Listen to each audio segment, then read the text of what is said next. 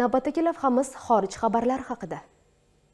AQShda sport bayrami tartibsizlikka aylandi. New York Knicks jamoasining NBA chempionatidagi tarixiy g'alabasidan so'ng New York ko'chalarida ommaviy tartibsizliklar kelib chiqdi. Manhattanning Times Square maydoni yaqinida yuz bergan otishmada 17 yoshli o'smir yaralandi. G'alaba hayqiriqlari ostida ko'chaga chiqqan olomon shahar infratuzilmasiga ham zarar yetkazgan. Xususan, jahon chempionati muxlislarini tashishga mo'ljallangan bir nechta maktab avtobuslari yoqib yuborildi. Politsiya voqea yuzasidan surishtiruv boshlagan.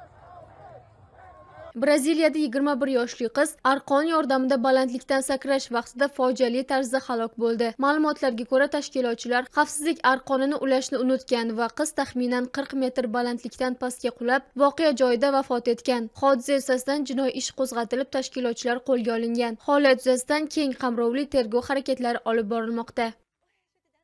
Italiya poytaxti ko'chalariga migratsiya tarafdorlari va unga qarshi bo'lgan 10 minglab ishtirokchilar namoyishga chiqdi. Bunga 50 ming imzo to'plab, parlament muhokamasiga kiritilgan remigratsiya to'g'risidagi qonun loyihasi sabab bo'ldi. Gap noqonuniy migrantlarni deportatsiya qilish va mamlakatga kirish qoidalarini kuchaytirishni taklif qiluvchi Remigration fuqarolik tashabbusi haqida bormoqda. Rimda bu qonun loyihasini qo'llab-quvvatlovchilar o'ng qanot, qarshilar esa chap qanot deb atalmoqda. Hukumat to'qnashuvlarning oldini olish uchun minglab politsiyachilarni jalb qilgan. Natijada mitinglar zo'ravonliksiz o'tgan.